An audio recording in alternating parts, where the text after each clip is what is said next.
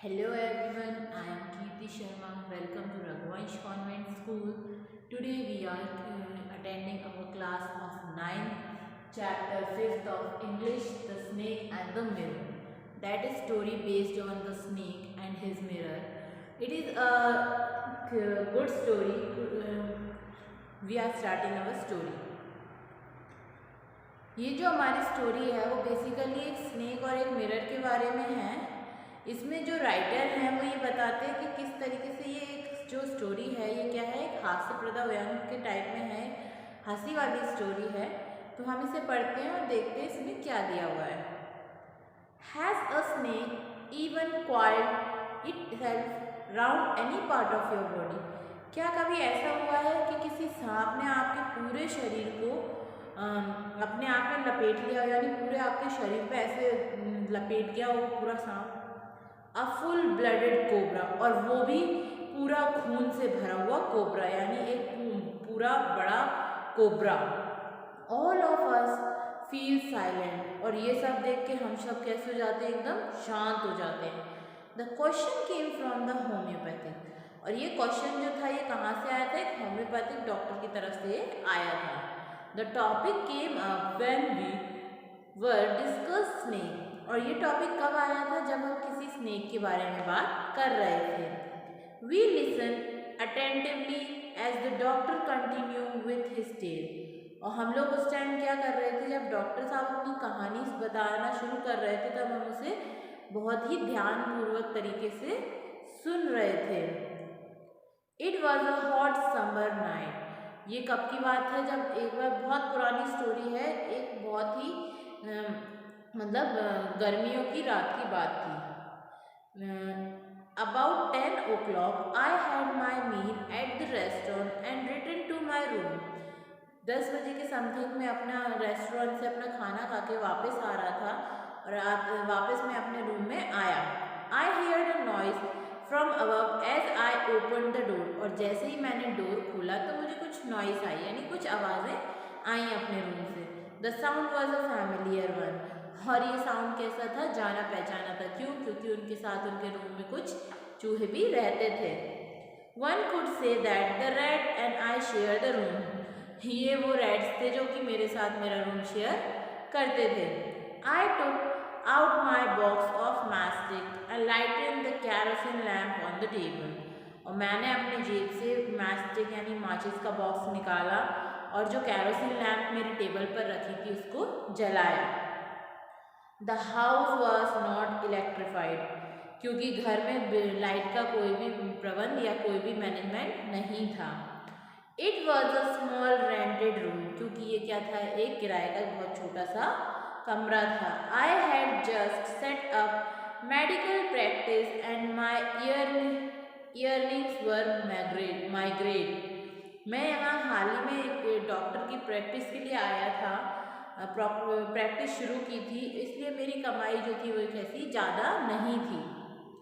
I had about 60 rupees in my suitcase, मेरे पास कुल सिर्फ 60 रुपये थे, वो भी मेरे सूटकेस में रखे थे। Along with some shirts and dhotis, और उस बैग में क्या था? सूटकेस में कुछ पैसे और धोतीज और शर्ट्स उनकी रखी हुई थी।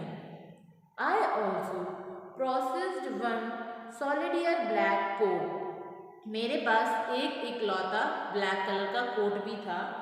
आई वॉज देन बियर, और जिसे मैं वहाँ उस समय पहने हुए था। It to off my black coat, white shirt and not so white vest and huge them up, मैंने अपना काला कोट, सफ़ेद कमीज और जो उतरे हुए कपड़े थे उनको ज़्यादा सफ़ेद नहीं थे, उनको क्या है, एक हैंगर पे या उस टाइम पे जो खूटी होती थी खूटियों पे टांग दिया। आई open the 2 Windows in the room, और मैंने अपने कमरे की दोनों खिड़कियाँ जो थी वो खोल दी थी। It was N outer room with one wall facing the open yard, ये एक बाहर का कमरा था जिसकी एक दीवार जो थी वो यानी बरामदे में या आंगन में खुलती थी। It had a tiled roof with long supported slabs that rested on the beam over the wall. और ये जो थी, जो मतलब ये जो रूम था वो कैसा था, वहाँ पर मतलब गांव में जो खपरेल चढ़े होते हैं ना, रेड कलर के जो होते हैं खपरेल वाली, वहाँ पर मतलब डबल शेडेड छत थी। और जो दीवार जो थी वो छत की दीवार जो थी ऊपर के बीम पर ही टिकी हुई थी। और वहाँ पर जो पक्की छत नहीं थी, क्योंकि वो क्या एक रेंटेड रूम था, तो उसमें छोटा सा रूम था, उस पर खपरे वगैरह चढ़े हुए थे और उसी में वो रहते थे। और वहीं पर जो चूहे थे वो भी उनके साथ में उस रूम को शेयर करते थे और उस बीम के थ्रू ऊपर नीचे आना जाना उन चूहों का रहता था। और जो उनका जो बेड था उस पर भी मतलब वो क्या है दीवार की साइड में लगाया हुआ था, और इसी कारण से वो क्या है सही से उस पर सो भी नहीं पाते थे। और जब वो उठते थे तो मतलब उन्होंने सोचा कि यार मतलब थोड़ी सफोकेशन सी, गर्मी का टाइम था तो उन्हें थोड़ी सफोकेशन सी हो रही थी, तो उन्होंने I let down but I could not sleep. उन्होंने अपने बेड पर लेटे लेकिन उन्हें नींद नहीं आ रही थी। I got up and went out to the बरामदा फॉर अ लिटिल एयर। उन्हें जब नींद नहीं आ रही थी बेड पे, तो उन्होंने सोचा कि चलो कुछ टाइम बरामदा में थोड़ी हल्की ठंडी हवा ले लेते हैं। But the wind god seem to have taken time off. और ऐसा लगता है कि जैसे ही वो बरामदे में गए तो भगवान ने जो उनका एसी यानी उनकी जो हवा चल रही थी वो भी क्या है बंद हो जाती है। I went back in to the room and set down on the chair. जब बरामदे में हवा ही नहीं लगी तो वो अपने रूम में वापस चले जाते हैं और चेयर पर बैठ जाते हैं। आई open the box beneath the table and took out a book. और मैंने अपना क्या है एक बॉक्स ओपन किया, मतलब जो उनके टेबल पे जो बॉक्स रखा था उसे खोला, उसमें से एक बुक निकाली जो कि मेरिडियन मेडिका निकली। मतलब वो क्या थी, उस बुक का नाम था meridian Medica. I open it at the table on which stood the lamp and a large mirror. Small comb lay beside the mirror. इसे मैंने टेबल पर रख के खोला जिसमें एक लैंप था और एक बड़ा सा मिरर यानी दर्पण था। एक छोटा सा कंघा था जो दर्पण के यानी जो उनका मिरर था उसके पास ही रखा हुआ था। One feel tempted to look into a mirror when it is near one. कोई भी व्यक्ति हो जब वो मिरर देखता है तो उसका एक बार मन हो ही जाता है कि वो इसके पास होता है। उनके पास जो मिरर था वो उसमें एक बार उस दिन में देख ले। मतलब कोई भी अगर व्यक्ति है उसके पास अगर रूम में मिरर है तो वो आते जाते कहीं ना कहीं एक बार अपने आप को उस मिरर में ज़रूर देखता है। When it is near one, I took a look. In those days, I was a great admirer of beauty and I believe in making myself look handsome. जब मैंने उस मिरर में अपने आप को देखा तो मैंने ये पाया कि उस टाइम क्या है मैं बहुत बड़ा एडमायरर था, यानी मैं ब्यूटी यानी सुंदरता या सौंदर्य का बहुत बड़ा प्रशंसक था। और मैं क्या है उस टाइम पे उसमें देख के मुझे लगा कि making my self look handsome, यानी मैंने अपने आप को बहुत ही ज़्यादा हैंडसम बना के रखा हुआ है। I was unmarried and I was a doctor. वो उस टाइम क्या है उनके अंदर एक प्राउडी सा मूवमेंट आ गया कि मतलब मैं एक अनमैरिड पर्सन हूँ, मेरी शादी भी नहीं हुई और मैं दिखने में भी बहुत हैंडसम हूँ। I feel I have to make my presence feel. I pick up the comb and run it through my hairs and adjust the parting so that it looks straight and neat again. I hear that sound from above. क्या होता है फिर जैसे उन्हें ये अपने आप पे प्राउड सा होने लगता है तो वो क्या करते हैं उस टाइम पे जो कंघा उनके पास वहाँ पे रखा होता है मिरर के पास में उसे उठाकर अपने बालों को अच्छे से बनाने लगते हैं और पार्टेड मतलब जो कि मांग वगैरह होती है उसको सही करने लगते हैं, संवारने लगते हैं ताकि वो अपने आप को एक अच्छा हैंडसम और नीट क्लीन पर्सन दिखा सके। और जब वो कंघा कर रहे होते हैं अपने बालों को काट रहे होते हैं तो उस टाइम क्या होता है दोबारा से वही आवाज़ उन्हें सुनाई देती है जो उन्होंने जब रूम में एंटर किया था तब उन्हें सुनाई दी थी, यानी चूहों की। I took a close look at my face in the mirror. I made an important decision. और जैसे ही मैंने अपने चेहरे को अपना चेहरा मिरर के पास ले जाके देखा तब मैंने उसमें एक बहुत इम्पॉर्टेंट डिसीज़न लिया। क्या था वो decision? I would grow a thin moisture to look more handsome. कि मुझे डेली क्या करना चाहिए, कि मुझे डेली जो है अपनी दाढ़ी बनानी चाहिए और अपनी मूंछों को क्या है, मॉइस्चर मतलब होता है मूंछों को कैसे रखना चाहिए, पतली करनी चाहिए। इससे क्या होगा, मैं बहुत ही ज़्यादा सुंदर दिखूंगा। क्योंकि उन्हें ये लगता था अरे आखिरकार मैं कुंवारा हूँ या मेरी शादी नहीं हुई है और मैं एक डॉक्टर हूँ, तो मतलब सबका मेरे ऊपर अट्रैक्शन रहेगा। आई was after all a bachelor and a doctor. वही उनकी थिंकिंग कि क्योंकि मैं एक डॉक्टर हूँ और मैं बैचलर भी हूँ। I look in to the mirror and smile, it was an attractive smile. मैं मिरर में देखता हूँ और मिरर में देखते ही क्या करता हूँ, स्माइल करता हूँ। तो जो मेरी स्माइल है वो क्या है, लोगों को अट्रैक्ट करती है। I made another earth shaking decision. उसके बाद मैंने फिर से एक ऐसा बड़ा डिसीजन लिया। अर्थ शेकिंग डिसीजन मतलब धरती को हिला देने वाला decision. I would always keep that attractive smile on my face. कि अब उन्होंने क्या डिसीजन लिया कि मैं हमेशा अपने फेस पर ये अट्रैक्टिव स्माइल रखूंगा। To look more again, to look more handsome. और उससे क्या है, मैं और भी ज़्यादा हैंडसम दिखने लगूंगा। I was after all a bachelor and a doctor too on top it. कि आखिरकार मैं एक बैचलर हूँ और मैं एक डॉक्टर हूँ, जो कि उसकी आवाज़ मतलब वो आवाज़ उन्हें फिर से आने लगी।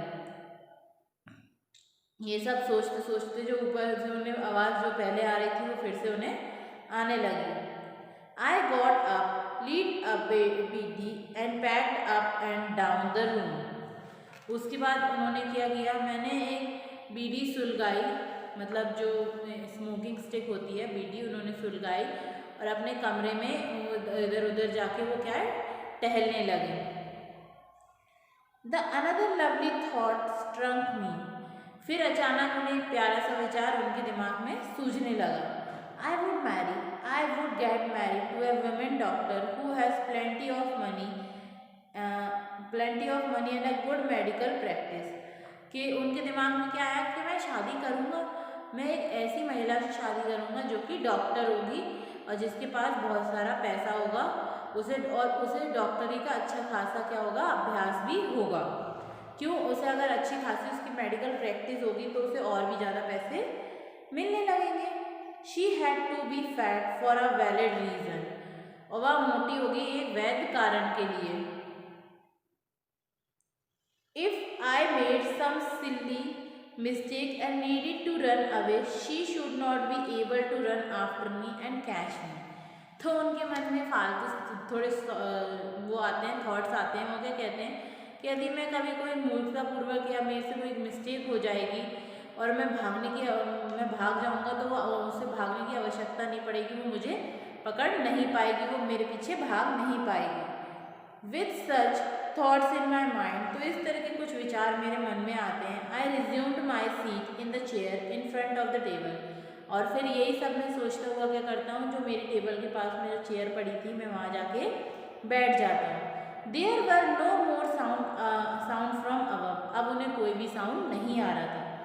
Suddenly there came a dull throat as if a rubbing tub has fallen to the ground. और जैसे ही वो अपनी चेयर पर बैठते हैं तो ऊपर से उन्हें कोई आवाज़ नहीं आ रही होती है, एकदम से धीमी धम की आवाज़ आती है, जैसे कोई रबड़ की ट्यूब ज़मीन पर गिर गई हो। Surely nothing to worry about.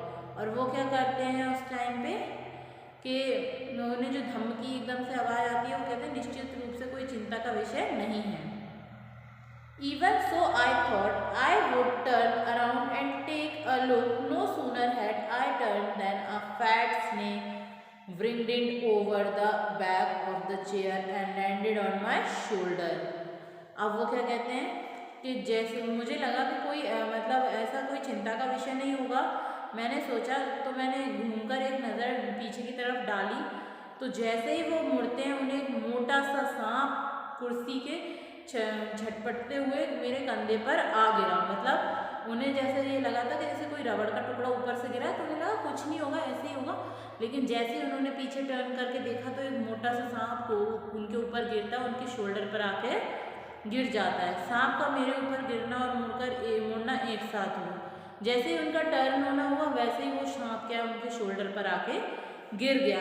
I didn't jump, I didn't trouble, I didn't cry out.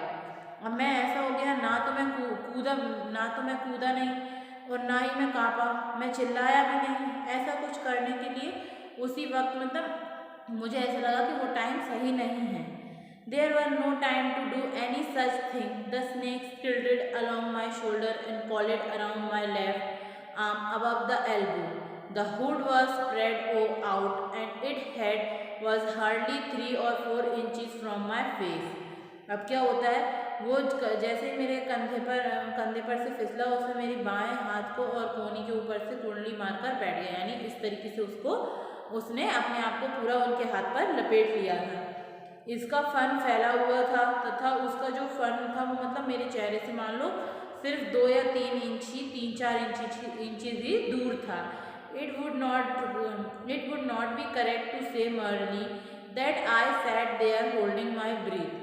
और ये सब देख के मैं एकदम से अपनी सांस रोककर बैठ गया। I was turn to stone, और मुझे ऐसा लगा कि मैं पत्थर का हो गया हूँ। But my mind was very active. उस टाइम मेरा दिमाग जो था वो कैसा था, पूरा काम कर रहा था। The door open in to darkness, the room was surrounded by darkness. और जो उस टाइम वो उन्हें ये लग रहा था कि मैं पूरा पत्थर का होकर बैठ गया हूँ, और जो मेरा दिमाग है वो कहीं ना कहीं काम कर रहा है। तो उसकी वजह से उनका जो दरवाज़ा था वो अंधकार, यानी पूरा वहाँ पे इतना डार्कनेस था कि कुछ भी क्लियरली दिखाई नहीं दे रहा था, पूरा डार्क शेड था। और जो कमरे में जो अंधेरा था और दीपक की जो रोशनी थी वो मसाल पत्थर की प्रतिमा की भांति बैठा हुआ था। और दीपक की यानी जो लैंप जल रहा था उसकी जो रोशनी थी उससे वो ऐसे लग रहे थे जैसे मानो कोई पत्थर का स्टैचू वहाँ पर बैठा हुआ हो। I feel then the great presence of the creator of this world and this universe. और मुझे ये लग रहा था तब मैं ब्रह्मांड या इस जगत की सबसे महान उपाधियों का अनुभव कर रहा था कि मतलब मैंने पता नहीं कितना बड़ा सब क्या पा लिया है। उन्हें ये सब लगा। गॉड वॉज देयर, और भगवान उनके साथ वहाँ पर मौजूद थे। I said something and he did not like it, और मैंने कुछ कहा और उसे वह अच्छा नहीं लगा। I tried in my imagination to write in a bright letter outside my little heart the word "Oh God." यानी उन्होंने कल्पना करते हुए अपने छोटे से दिल में क्या है बाहर ये शब्द लिखे कि कोशिश की हे परमात्मा। यानी वो अपने मन ही मन में गॉड को याद करने लगे, अपने बार बार गॉड को ये बात करके बोलने लगे, ओ गॉड प्लीज हेल्प मी। इस तरीके से वो बोलने लगे थे। तो ये था हमारा चैप्टर के 8th पॉइंट। इसके आगे का चैप्टर हम नेक्स्ट वीडियो में कंटिन्यू करेंगे। Thank you for watching the video.